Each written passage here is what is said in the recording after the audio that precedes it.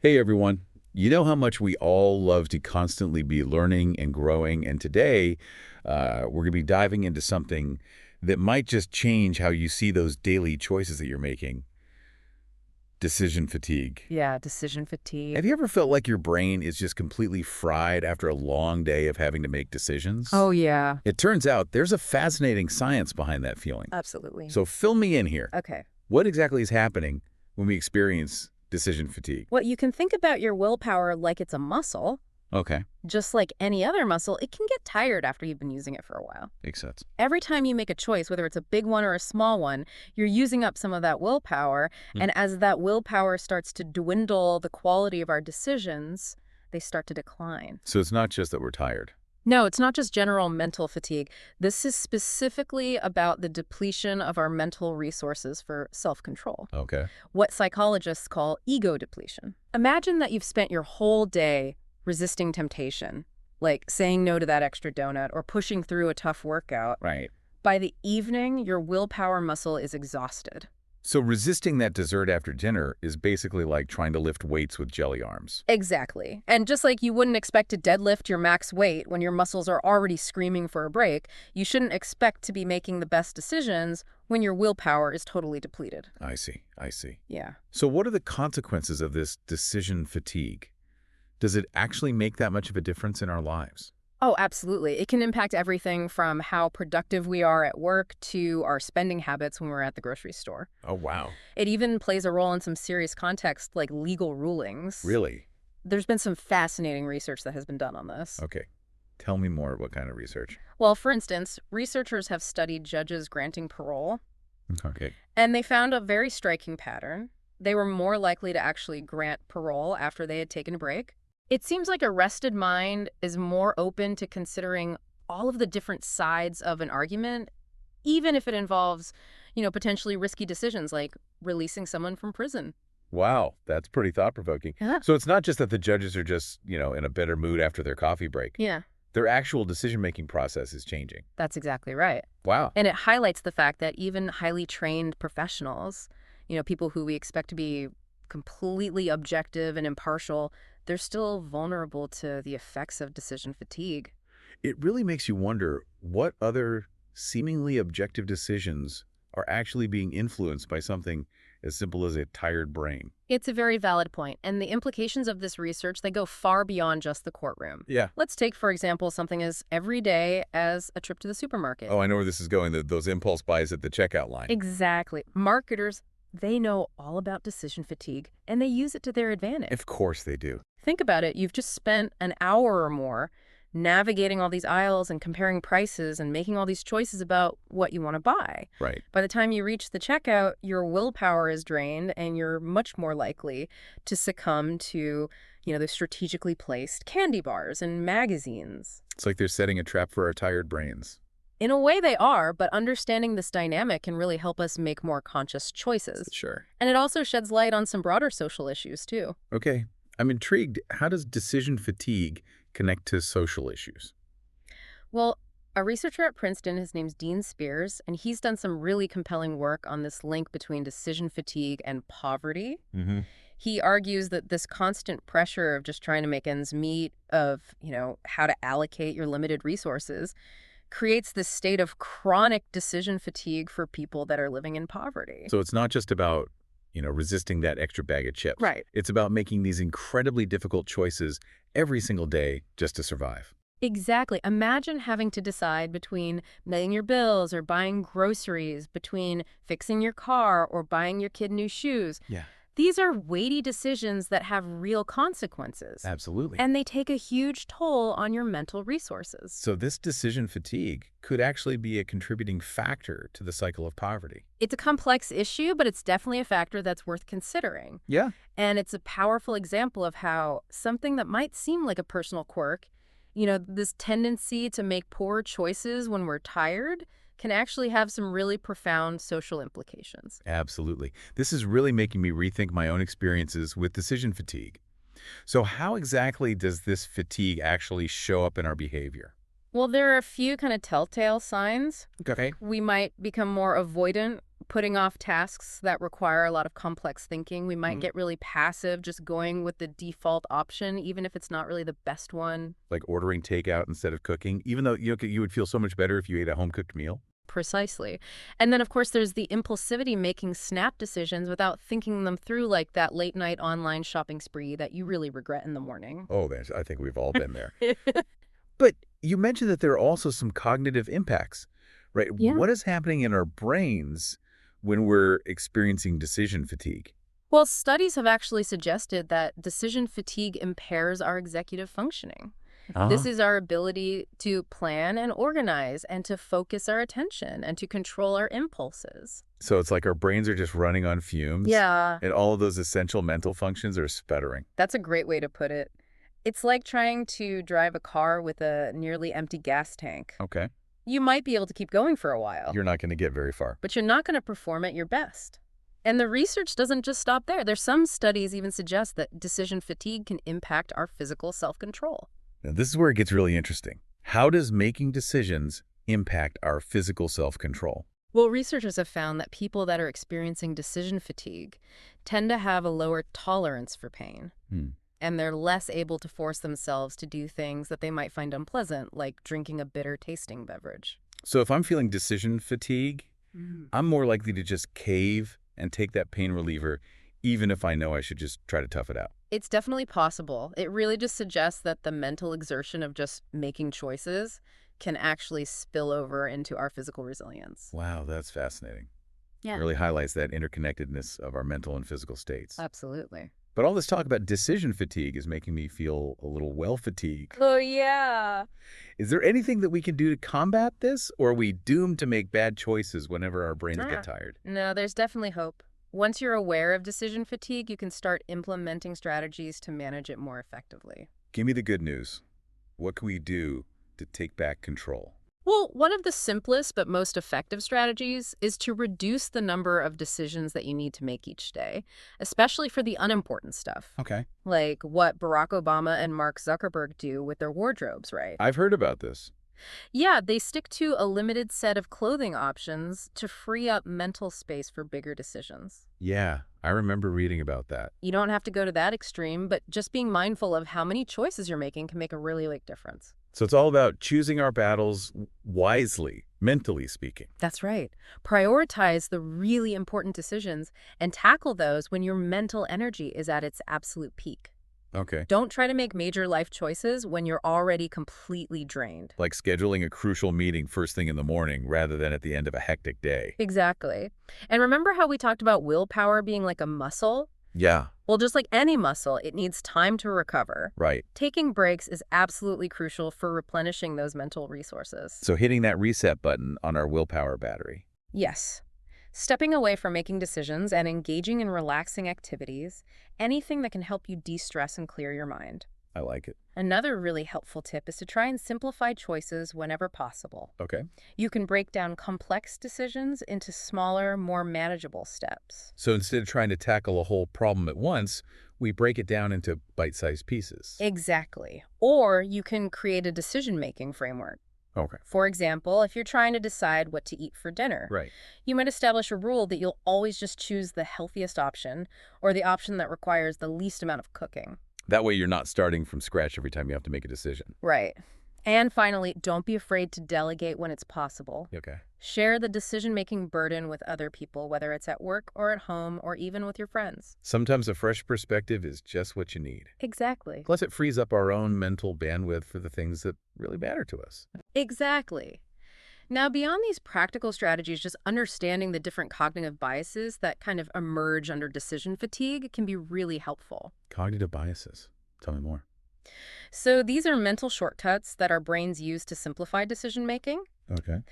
But when we're fatigued, we tend to rely on them even more heavily, Uh-huh. and this can lead to less optimal choices. I see. One very common bias is called anchoring, Anchoring. where we overemphasize the first piece of information that we receive. So if the first price I see for a car is really high, I might be anchored to that and think all the other prices are reasonable even if they're still inflated. Exactly.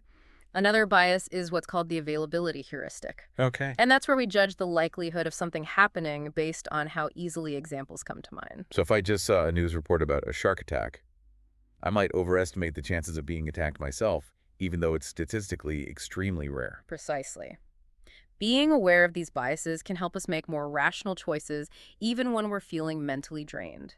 This is all so fascinating. It's like we've been operating on autopilot for so long, and now we're finally getting a glimpse under the hood to see how our brains are actually working. And that awareness is key.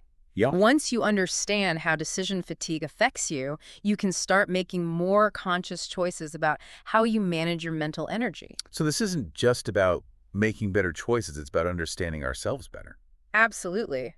And that deeper understanding can actually extend to how we interact with the world around us. What do you mean? Well, think about the prefrontal cortex. Okay. That's the part of your brain that's responsible for planning and complex behavior and decision-making and working memory. It's like the CEO of your brain. Okay. I'm picturing a little executive suite in my brain right now. Well, when we experience decision fatigue, this area essentially gets overworked. Yeah. And it becomes less efficient. Knowing this can help us have more empathy for other people who might be struggling with decision making. So instead of getting frustrated with someone for making a seemingly irrational choice, we can consider the possibility that they might be experiencing decision fatigue. Exactly. This understanding can lead to more compassion and patience in our interactions with other people. This has been so enlightening. Yeah. It's like we've unlocked a secret code to understanding not just our own behavior, but human behavior in general. It really is a very powerful concept. Yeah.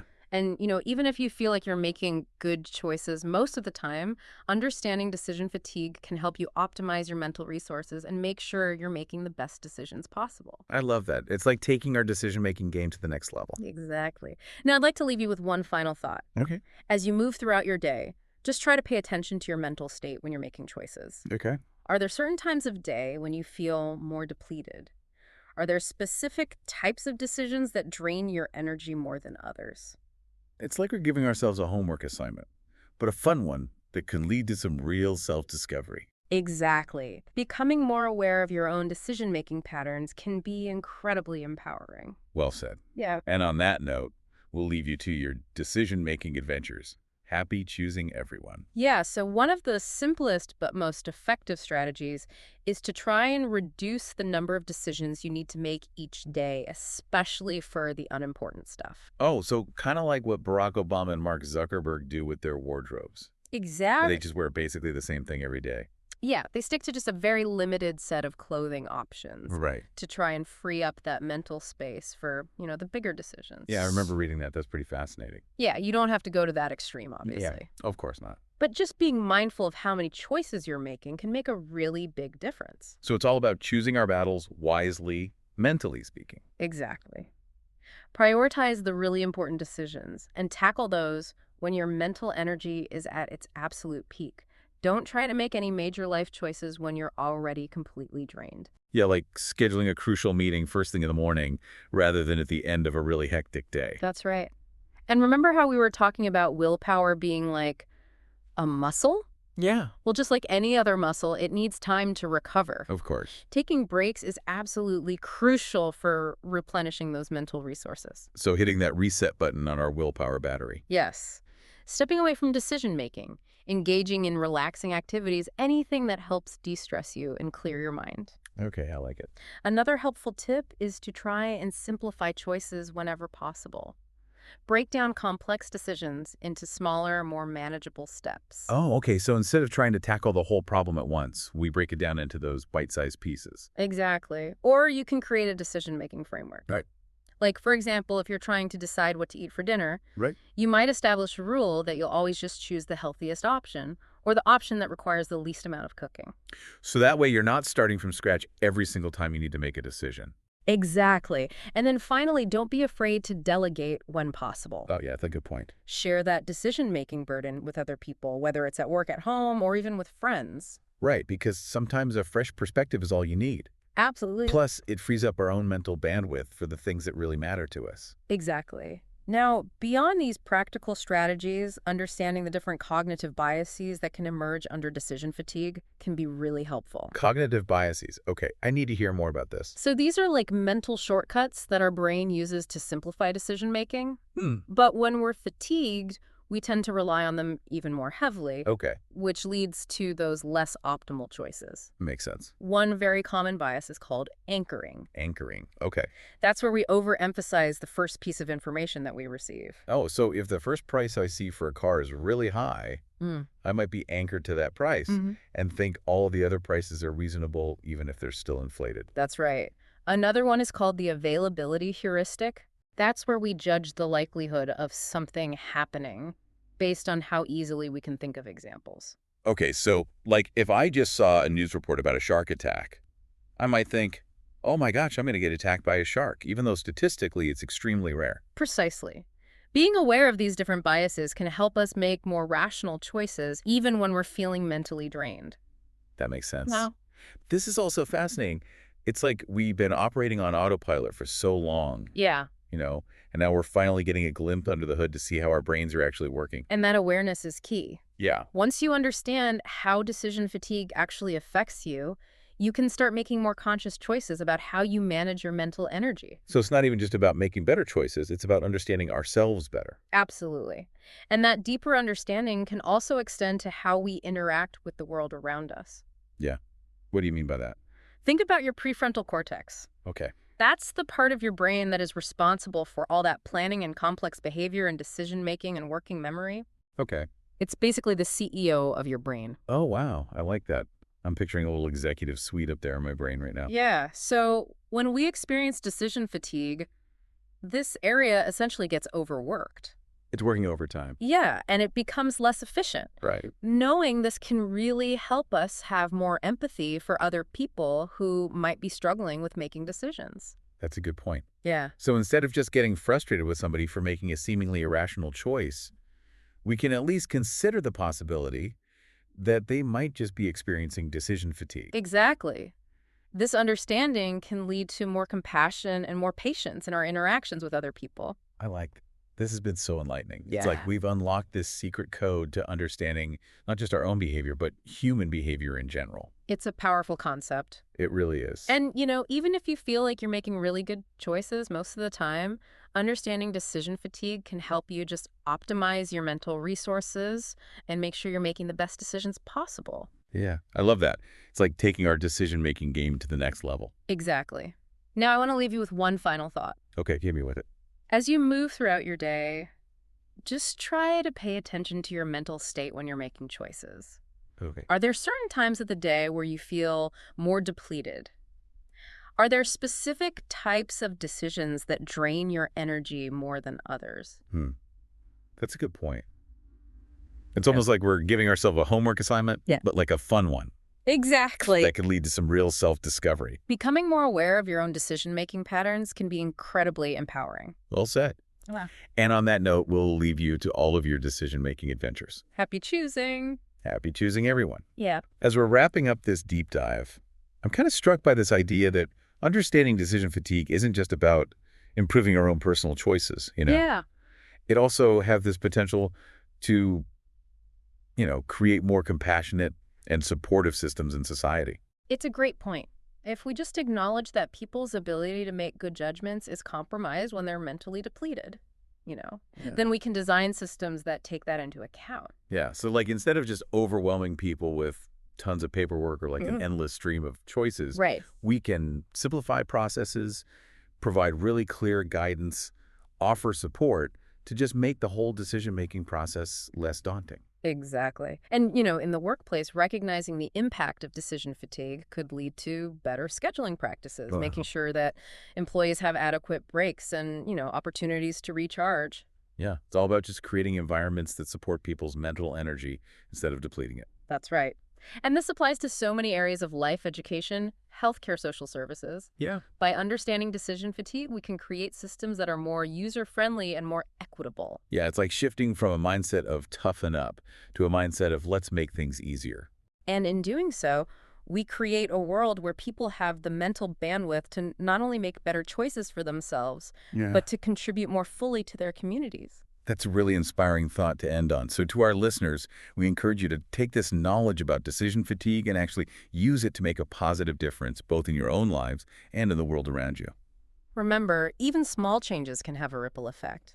Be kind to yourselves, be mindful of your mental energy, and choose wisely. Well said. And with that, we'll wrap up our deep dive into decision fatigue. Until next time, keep exploring, keep learning, and keep making those choices count.